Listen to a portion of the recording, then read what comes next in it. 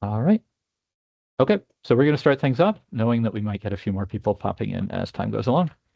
Uh, First off, thanks everybody for being here today. I really appreciate it. I know you're all busy, and I appreciate any time you can make for this part, this aspect of your of our collective jobs, um, the big stats and report stuff.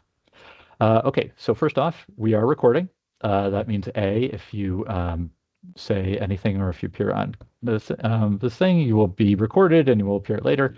That also means that we are being recorded. So if you have to run off, the recording will be available. It should be available probably in a couple days after this. So you'll be able to check out any of it. Um, let's see. So initially, everybody has cameras and mics off. We set everybody to be attendees. We're going to do that until we get to the question and answer sections. So we're going to spend about half an hour on going through the spreadsheet because that's new to everybody, and walking through how that works. And then we're going to do questions on the spreadsheet and sort of that process. Then after that, we're going to spend probably an hour-ish on just the survey in general, all the various questions.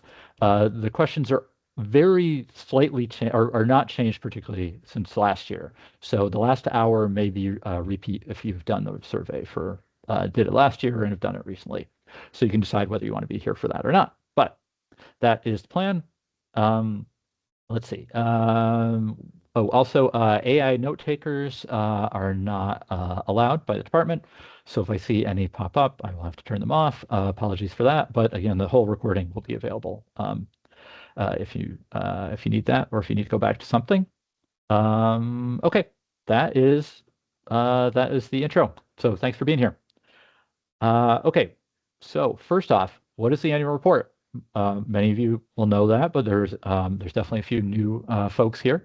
Annual report is a collaboration between IMLS, all of the state libraries, and all of the individual public libraries to sort of create a year in the life, a statistical year in the life of a public library.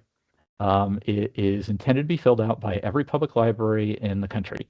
Um, Throughout in every state and territory. You can find the data for all of that. So if you're interested in what the libraries in Guam are doing, it's available on the IMLS website. It includes what I would say is most, but not all of the statistical numbers that are, that are quantifiable. It asks most of the questions that I think are at the core of what a library does, but not everything. There are things that you will at some point say, "Hey, we do X," and I might say that it doesn't end up on the report. It's still super important, and you can still tell people about it, but it isn't in one of these buckets that we have in the report. Okay, so that's what the annual report is. Two, why is there a change this year? About like probably 40% of state libraries, we have been using Baker and Taylor's Collect Connect tool as our sort of survey tool for the report. That's what you've been filling out for the last X number of years. Before that, it was called Bibliostat, but it's the same tool. As you know, more than anyone, Baker and Taylor has been in the process of shutting down. So because of that, we have come up with a sort of homegrown in-house solution that we are going to use this year, and we'll see how it goes. The state of Connecticut was in between vendors last year, and they used something very similar. We used that to inform how this all looked. So it has been done before. We tweaked it a little bit for our own needs. So we're doing a spreadsheet, and we are going to. This is sort of new for all of us. First off, for the spreadsheet, I'd like to big thanks for all the libraries who are willing to sort of give it a test run, try it out, find things that weren't working, find things that didn't make sense. I really appreciate it. I know it's busy, and the holiday season particularly is a hard time to do things. So I appreciate all the help. That has significantly informed the version of the spreadsheet that you're about to see. We've changed a bunch of stuff based on what the advice we got. So thanks to everybody who did that. I really appreciate it. So what is a spreadsheet? Spreadsheet, probably a lot of you end up using spreadsheets regularly, but some of you might not. So a spreadsheet is basically a way to capture information, organize data in rows and columns. That's basically what it is at its heart. It is often numeric data. because it's great for doing calculations and things like that. But I know that I have plenty of spreadsheets that are used for like addresses, just lists, anything like that. So a spreadsheet can be, there's a lot of like collections data that it gets output as um, as spreadsheets. It isn't necessarily really numeric, but so you may use spreadsheets a lot, but some of you may not use spreadsheets very much at all. So um, spreadsheets can be very simple, and they can be incredibly complex. They can be wildly complex. This one we're hoping is pretty straightforward and is closer to the easy end of the spectrum. That is our hope. But yeah, that's what we aim for. Um, okay, how do I open a spreadsheet? So this is made in Excel. So if you have Excel or you otherwise have Microsoft Office or the online version of that, you should just be able to open it up there. However, we've discovered if you have an older version of Excel, we've heard it in 2016, Excel from 2016, this may not work right. You will probably know it pretty quick because it will just misbehave. So if you discover that this is just misbehaving and you have an older version of Excel, you may want to look into another option. Other products, basically anything that you use for spreadsheets, this will work fine. So if you already had a product, that's great. I'm thinking of Google Docs is something that a lot of people use, and this appears to have worked fine in the examples we've had before. Another LibreOffice, which is a lot like OpenOffice, also OpenOffice if you still use that, it will work fine in that as well. Google Drive and LibreOffice are both free. So if you don't currently have a product that you use for this, or you don't have it on a specific computer, you don't have a license, you can use that and it's free. If you have any trouble with finding a product or if your product is misbehaving, you should get in touch and we'll figure out what we can do. Um, okay, a lot of this is going to be demo, but this is about the last thing before the demo part, which is how do I navigate a spreadsheet? And this is true in all of the products. You know what? We'll just start the demo because you'll see how to navigate it. So I'm opening this up in Excel, but it'll look pretty similar in the other two products, and I will do a quick demonstration at the end of what it looks like in the other two products of Drive and Google Docs, and LibreOffice. So hold on one sec. Okay, so now we are screen sharing. I am screen sharing. Hopefully people can see that. If you can't see it, please put something in the chat. Oh, phooey, hold on one second. I'm sorry. I opened the wrong file. I had earlier gotten a version where I made everything bigger, so it was easier to see. So sorry, I meant to use that one. Let's get that open right now. And here it is. But I didn't save that. All right, I'm going to make it bigger so everybody can see things. If anyone can't see this right now, please let me know. And okay, so let me just shrink this so it's out of the way. Okay, so the spreadsheet, how to navigate a spreadsheet. Hold on one second. How to navigate a spreadsheet. So the first thing about spreadsheets is they can be broken up into a number of sheets, different sheets. You can sort of think of sheets as being like pages, except they go on sort of infinitely in both directions to the left and right and up and down. But they are sort of, you can think of them as pages. Not many spreadsheets only have one sheet, and then you don't have to think about this. But in this case, we have a number of them. So in the lower left-hand corner, and it'll appear this way for all the other products as well, we have a series of, there's little tabs. And each of the tabs is a different sheet. You will start on the instructions one, but then you'll be moving through the other ones as you fill this out. Okay, so navigating a spreadsheet, the things to know are one, there are multiple sheets, and you move between them just by clicking on, boink, boink, boink, clicking on the sheets. Additionally, you will have to scroll up and down and left to right. This is like pretty much every other product out there. But I'll go to a page that has more up and down. Like everything else, you can move up and down either using the scroll wheel or using the scroll bar on the far right. But the thing to keep in mind also is that in many cases, the spreadsheet's going to require you to move left to right, which is not something you often have to do in like a Word file or something like that. So there's an additional scroll bar right here, sort of on the bottom right side of the screen that lets you move back and forth. Okay, let's see. Gotta letting somebody in. Okay, so I'm going to make the screen bigger so you can hopefully see it, and at least see it better.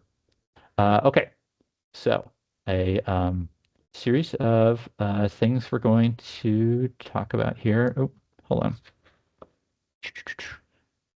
And I failed to print this out like a foolish boy. Okay, so series of things to know about this file, and working with spreadsheets in general. First off, this is just sort of an Excel file. It's not connected to a server or anything like that. It's just a normal Excel file. It behaves, you can save it anywhere you want, you can mail it anywhere you want. It doesn't like if you put things in here, it doesn't get submitted anywhere. It's just on here. Because of that, you want to save often. You want to save it regularly. Some products you have, Google Drive, for example, may save constantly, and that's great. But if you're on something that doesn't save constantly, Excel may or may not save constantly, depending on how you have it set up. LibreOffice is the same thing. I would make a point of saving regularly. This is true of a lot of other things you're probably using, but I just want to mention it. So Control S is save on most things, and I would do that regularly. Next, two, backing up. So again, this is just a regular file. It doesn't connect to the internet. It doesn't go anywhere. It's not in the cloud or anything by default. So I would make a point of backing it up, particularly as you put a lot of data into it, because you don't. If something goes awry, the computer you're on, croaks or something, you don't want to have to recreate all of this. So I would recommend backing it up at least once a day, give or take. You can figure out how often you need it, but backing it up somewhere to a flash drive, to online storage, to another computer, or if nothing else, you could just email a copy to yourself once a day, just so you know it's somewhere else, and so you don't suddenly something goes wrong and you're like, I have to recreate like whatever, a week's worth of work or something like that. In a similar vein, and this is always true for the report, I recommend having this data somewhere else. If you have a number, it should, worst case, it should be on a piece of paper somewhere that you know where you can find it in case everything goes awry. It should not just be in the survey, just because things go bad and you want to make sure you can recreate it. Okay, so backing up. All right, so we talked about the sheets and the document. Boom, boom, boom, boom. So we have series of sheets, instructions, the tracker. So the tracker this is totally optional, but it's a way to sort of organize how much you have done and keep track of it. So it lists each of the individual sections, each of which gets its own sheet over here. You can put an X in here. This is all by hand. It's not going to automate anything, but you can put an X in here when you know that you're done with a section, if that helps just for your kind of bookkeeping. And you can also add notes here.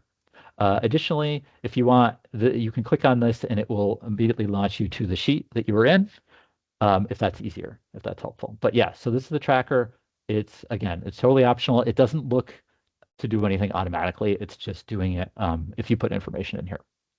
And then we have A through I, which are actually the sections of the survey. Okay, so I'll mention, let's see, first off, the survey is, most of the survey is what's called protected. It's sort of password protected. It's so if you click on all the fields that you're supposed to fill in, which is basically everything in this column that says enter current year data here, and everything in explain significant change from previous year. That's sort of the equivalent of edit checks. We'll talk about that in a minute. So those you can go in and type, and that's and you won't have any issue. But if you go into another field, like one of the description fields, and you double click it, it will give you an error. You can't, so you can't touch those. This is just sort of by way of explanation because there's a good chance you'll accidentally double click on them and you'll say, oh my God, what did I do? Why is it giving me this error message? And so basically those shouldn't be can't be changed. You can't touch them, but you should be able to get to everything that you need to. If you come across something that you think you should be able to change and you can't, let me know and we'll figure it out. Okay, so that's protected cells. All right. Library name. Once you're into the document, the first thing you want to do once you get to the sheet for A, info, is you go up where it says select library, and you find your library from the dropdown. I am going to pick, we'll just do Burnham Library. Okay, so what that does is columns F and G. So all the columns have letters. You don't really need to know this, but I'm going to reference that occasionally here. F and G show your 2024 and 2023 report data, whatever you submitted. And so you can use that to help kind of check what you were doing in this year's data. In a few cases, it just copies it over because the assumption is it probably hasn't changed. So the first thing you want to do is put your name there and then leave it. You don't want to change that, and it will go through all the other tabs. You only have to do this once. It'll remember it. So yeah, a quick point about the 23 and 24 data is if you spot something that is wrong, this should be everything that was submitted by you, but basically if you see something's wrong, we can't change it anymore. It doesn't really affect anything. So just recognize in your head that it's wrong and put in the corrected data for this year. All right. Okay, let's see. So we got the library name. So fields to keep in mind. There are a few kind of special fields you will come to.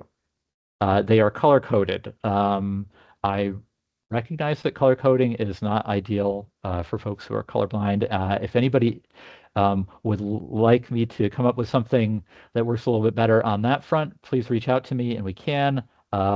Unfortunately, I tried using patterns, which is an alternative to color coding, and it made things sort of illegible. So I did not find a great solution for that. So if anybody is in that camp, please reach out to me and we can kind of try to work it out. But first off, it tells you at the top, reminds you what the different colors are and what they mean. So we're going to talk about this yellow orangish color first off. Oh, you know what? I got to go in order. I'm going to do this. I'm going to get confused. So blue, there aren't any blue in this section. So I'm going to go to staff. Blue fields look like this. Those are fields that are calculated. They add up a number of other fields. I'm going to say fields or cells interchangeably. A cell is basically a box in a spreadsheet. A field is more like a database, but they basically mean the same thing. So for blue ones, they will add up a number of fields that you already that you have entered. You can't change them. Basically, they will do it on their own. If you ever see a calculation that seems like it isn't adding up right, reach out to me and we'll figure out what's wrong. But the calculated fields, which are blue, are on their own, and they should just do their thing. So that's orange fields. Sorry, that's blue fields. Let's see. Oh, default answers. Sorry, should have said this earlier. There are a couple of sections, basically the contact section, the facility section, and the in-kind donation sections that just copy over your data from last year. You can see that right here. Between here and here, it just brings it over. If you need to change it, you absolutely can, but the assumption is that in most cases it's going to be the same as last year, so it just to save you a little bit of typing. But again, you'll just see it over there. If you need to make a change, just type over it. Totally fine. Okay, orange fields are drop-down fields. Let's go find our first drop-down. Here we have one. Drop-down fields, on the right, you'll see this little up-down arrow. And so if you click on them, you can pick one of the two or three or four options. A lot of these are yes, no, but there are a few others that have more complicated answers. So if you click on it, it gives you the one, you pick whichever one you want. And those are, again, a lot of those are yes, no, but there are a few that are more complicated. Some of them are about if you have a total that you give, there's questions about how did you get the total? Is it a total? Was it a estimate based on a sample size? Or was it an estimate that you have sort of just deduced on your own? But yeah, okay, let's see. All right. Okay, so coming back to the spreadsheet, I'm going to go into we'll do the look at the staff. You know what? We'll do the revenue section. Okay, so you're going to see the question is on the left, is in the column labeled questions. In some cases, you're going to see all the instructions. So in some cases, there are a fair amount of instructions to jump through before you actually get to the field that you have to fill out. That's sort of was kind of unavoidable in this process. So there's a lot of instructions. You could always decide that the instructions are a little bit difficult to navigate in Excel. So we have a Word file and a PDF of them available separate. So if you want to use that and you can just skim through them here, that's fine. But I wanted to say that's an option. Okay. So we have kind of set all the fields to be required or not required. Required means that it seems like everybody should be answering this one. Not required means that you may or may not need to answer them. Every field will be green if it seems to be required and there's no data in it. However, once you type something, it stops being green. So green is just a reminder that probably that field needs some sort of information in it. And you'll see green throughout until you put data in. In many cases, it's looking for a 0 or an NA. And I skipped the difference between missing M. I skipped the difference between 0 and missing from earlier. We'll cover that when we talk about filling out the report. But in many cases, it's just you can enter a 0 or an M, depending on which you need, and that will get the green to go away. Okay. The notes required column. So those of you who've done the report before, remember edit checks. Edit checks are when the system looks at what you're putting in this year and compares it to last year and thinks that there's a significant difference. The number has gone up a lot or down a lot. And so it gets triggered. And so we have the same thing. This column H over here, it says explain. Oh, you know what? I'm sorry. I meant to make these bigger and I never did. Explain significant change from previous year. And this works just like the notes field did last year. You will just write in an answer that says, whatever the explanation may be, receive more funding from this town. We had multiple staff join. We had staff leave. Whatever the explanation is, it's basically we need an answer for a justification sort of for why this happened, and because that's what ends up in the ultimate survey that we send to IMLS. So that's what goes here in column H. Purple ones, you will see if you put in data and it thinks there's been a 20% change from last year, either up or down, it's going to be this light purple color, which is sort of a reminder that you need a note there. You can put a note anywhere that you think there's a significant change and you want to explain why it happened, but the light purple, is a reminder that you should probably have one in there. For example, right now it wants a light purple answer because my income has changed to 0 right now because we don't have any total in there. As you go through, the purple will go away or appear depending on whether you sort of made a situation where it's asking for one or not. Okay, that's notes.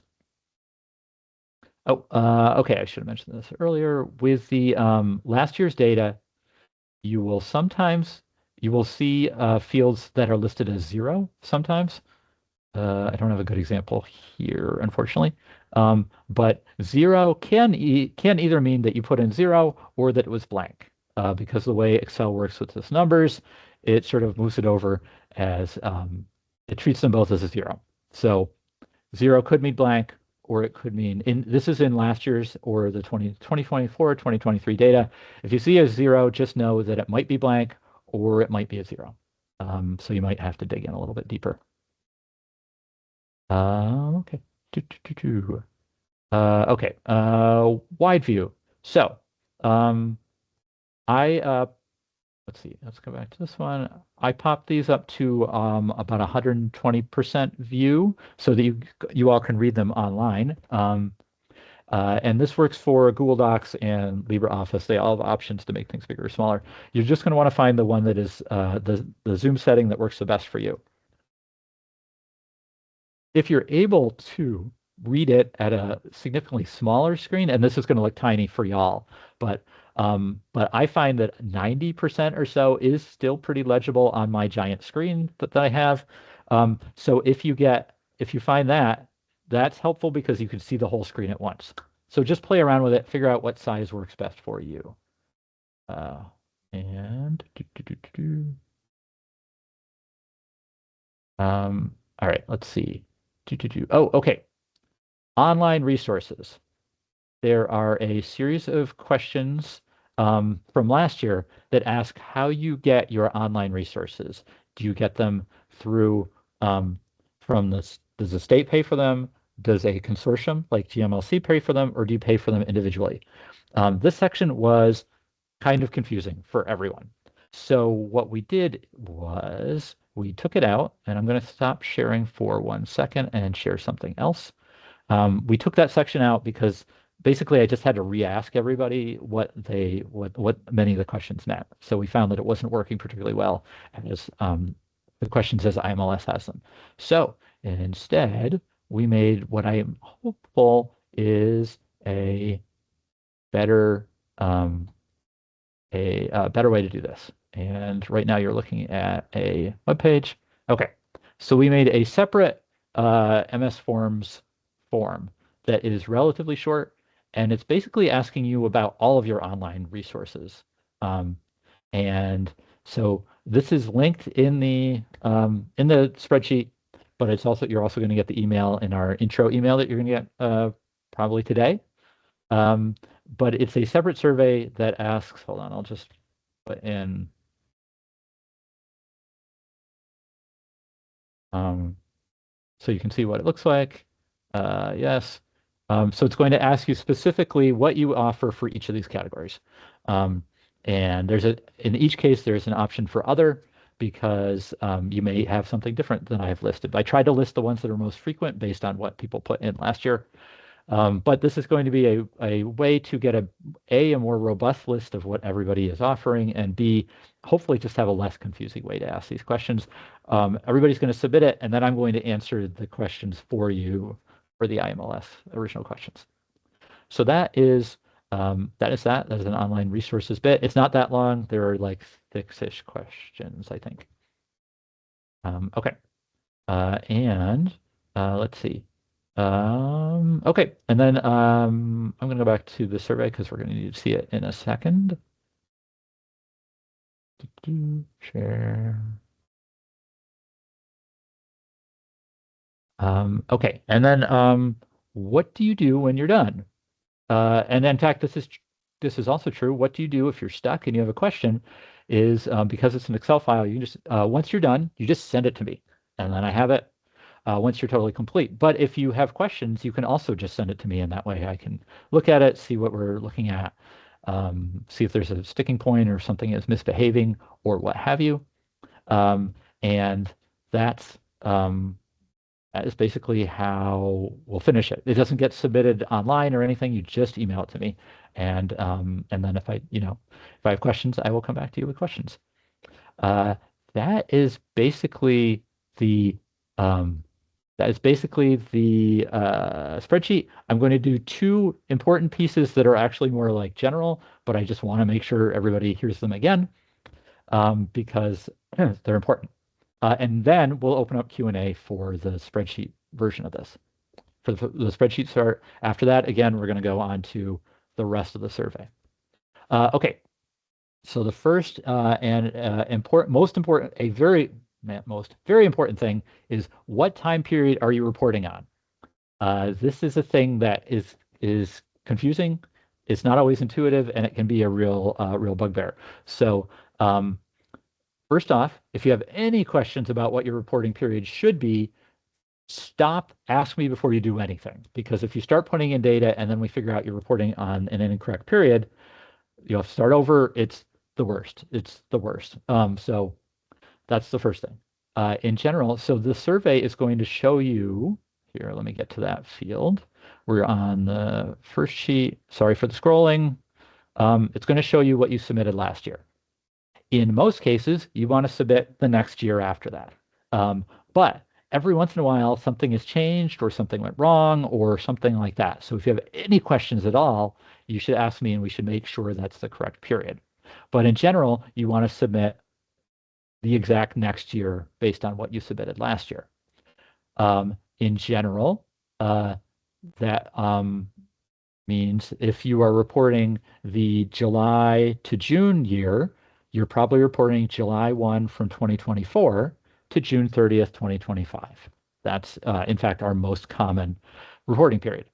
If you follow the calendar year, the January to December year, most of you will be submitting January 1 through December 31st of 2024, the year before. However, some of you are basically a year ahead, so you're going to be submitting 25. That probably just made it more confusing than it was. In general, like I said, the default is you just report the year after you did before. But if you have any question about it, and some people have different calendars, start in October, start basically all over the year. You should be doing the year after that. But if you have any questions, you come to me first. Don't do anything. Okay, so that is thing number one. That is what year I should report on. That is one of the most important things to get ahead of time. Two, in general, if I'm not sure what to put in a field, if I don't have data for it or what have you, do I enter a 0 or an M? M stands for missing in this case. So a 0 means you didn't do this.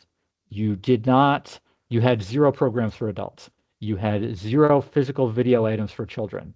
You don't have a YA category for items. You got $0 in federal funding. You spent 0 on programming. 0 means you did not do it. You did not get any of it. M stands for missing. It means you don't know the number. It didn't get counted in a way where you can break it out that way. It didn't get counted at all. There's been a transition and that number is just not available. All of those are totally fine. That means you just do not know what a number is. It's not 0. Something happened there, but you don't know what it is. Do not hesitate to enter M for numbers that you don't know. Don't make up a number. Just enter M. It's totally fine. It doesn't mean you did something wrong. We know that numbers are just sometimes not available, and it's totally fine. Okay, so it's 0 or M. Last thing that everybody should know is that whenever you have questions, ask me. Just ask me anytime. I'll say day or night. I will not get back to you at night, but anytime, day or night. Don't feel like you should figure this out on your own. Don't feel like you're okay. I'll just spend a few hours on this one. Don't do that. You don't have that time. My job is to help you with this. So you should always, when you run into questions, do not ever hesitate to get in touch with me. I will try to get back to you as fast as I can. Don't feel like it's your job to figure it out. No question is too small or too obvious. There aren't really obvious questions in this thing. It's not totally intuitive. Just reach out. Always, never, ever, ever hesitate to reach out to me. I feel terrible when somebody says, "Oh, I've been stuck on this one for like 3 hours," and it makes me very sad. So don't make me sad. All right. So, okay, that is it. So what I'm going to do now, hold on one second, is hopefully allow attendees to turn on mics and cameras and whatever, and people can start asking questions. I'm hopeful this should work. We will see. Okay. Who can present? Okay, sorry. Allow mic for attendees, allow cameras for attendees. Okay, so we just saved that. Hopefully it will come through. Okay, so questions about the spreadsheet process. you can just pop in, and you feel free if you can turn on your camera if you want to, but no obligation. Again, you will end up on the recording if you do that. So, but just start with questions and let's go. What do we want to know? You can raise your hand, but you can also just jump in. You can, let's see, I'm going to put things, check the chat. I haven't looked at the chat lately. Okay, we have good questions on the chat. Okay.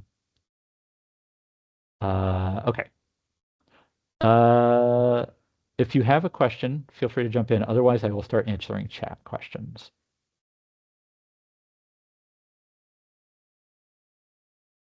Hi, Linda. Looks like you are muted, but I see you.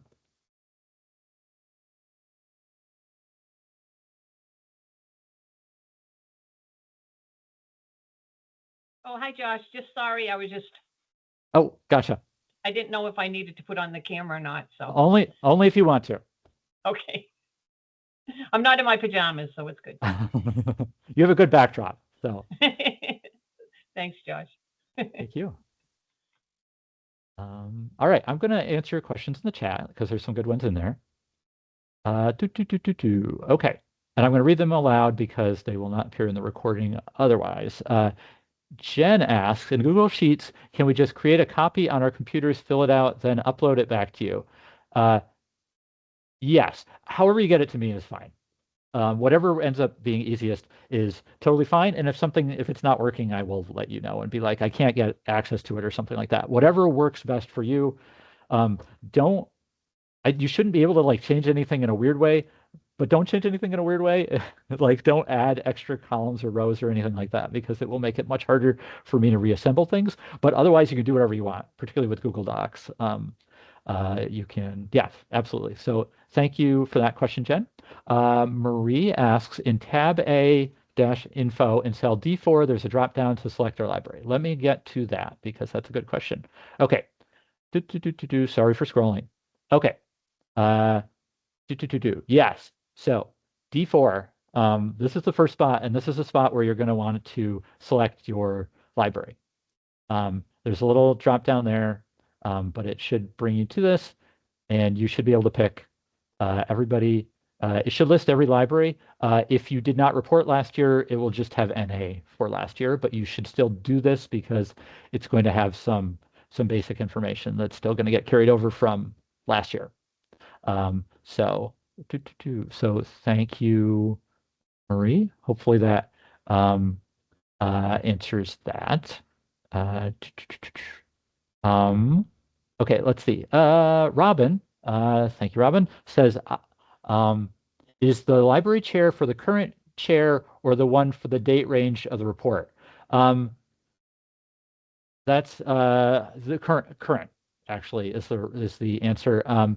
The chair and director are basically, it's mostly there for if we need to follow up with the chair. I haven't I don't recall ever having done that. I would always go through the director. It would only really come up if some reason the director was vacant and there wasn't staff. So in general, those spots, I think that you want to put, you know what? Is it written in a way? I'm sorry. Current director and current, yes, I would answer it as of today, as of when you're doing it. But those are really there for us to be able to contact. And again, we almost never use them. So let's see. So thank you, Robin. Marie asks, but unless we are purchasing separate content for Palace, it isn't a paid online service for individual libraries, right? I'm just getting stuck on paid online service wording, I think. Sorry, that's true. What we mean is somebody paying. And I should have been clearer on that. Is someone expending money to make this happen? And that's a great point. You are not paying for Palace unless you buy individual items, but someone is paying for it. So we're basically trying to, what we don't want are services that are actually free to everyone, where there's nobody is paying money at all, where no money is changing hands. Yes, so that's a great point, and I'm going to write that down and make sure that we clarify that. Paid service means paid for someone. Oh, I will mention a thing. This is kind of in the second section, but uh, uh, I'll say it now, which is when you do the part where you talk about the part of the report where you talk about database usage, um, we just what we did is we pulled out the part where you have to go and look for our resources because I can just go do that. So now you only have to look up your own resources, stuff that we don't have access to. That's sort of an aside. We'll talk about that a little more later, but that's one of basically the only two changes in the survey itself this year are that we took out the part about paid online services, and we took out where you have to fill in stuff about how much Udemy usage you have or VOL usage. And basically, it's probably easier for me to do it en masse than for everybody to have to do it individually. So now you just have to look up your own resources, like if you have Consumer Reports or Manga or something like that that you pay for, you can look those up yourself. Oh, and Robin says, thank you, Robin. Robin says, I think it just means somebody pays for it. It doesn't have to be paid for by your library. The form shows VitLib pays for Palace. Thank you, Robin. You beat me to it. But yeah, exactly right. We should have called it somebody pays. And in fact, that's true throughout the report. Marie, thank you for the prospect of not making Josh sad. But yes, to emphasize, the thing that makes me sad is knowing that you don't have extra time. None of you have extra time. And I really appreciate all the time that you put into the survey. And I want to make it as the smallest amount possible for the smallest amount of time, knowing that it is still more time than we wish you spent on it. Okay. Shelley Williams asks, where does the internet grant funding get entered? The internet grant that is under regular state grants. Let me see here. I'll find it on the survey. Okay, so I'm going to go to revenue, and then I'm going to scroll down to grants. So that is under, that's going to be it's under, here, I'm going to move over so you can see that it's under state grants on the left. It's not a summer programming grant, but it is an other state grant. So if everyone was on Fiber Connect and is getting the Fiber Connect transition grant or still working through that, that would be there. Grants can always be tricky, so you can always ask us where a grant should go, and we'll do our best to get in the right spot. Yeah, so Shelley also brings up a good question. We're on a calendar year and received 16,000 in March 2024. So you want to put grant funding, ideally, the year that you get the money. That's what you want. Shelley asked, do we enter the entire amount or what we spent? You want to say the full amount that you received is the most straightforward way that I would do that. You want to report grant funds when you get them, not when you actually get the money, not when you were allotted it. This is across the board for grants. But the most important thing about grants is that you don't list them in 2 years, that you don't list it twice. It doesn't look like you got the grant twice in 2024 and 2025. So there's a little bit of flexibility about when you report it. But the most important thing is to make sure you don't do it twice because someone might come back and be like, hey, why does this library have all this money?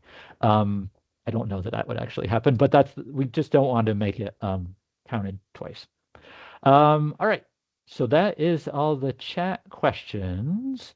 Other questions about the new survey process, the spreadsheet, and the way it's working. Anybody with specific concerns about it, please feel free to put your hand up or just unmute and ask me questions.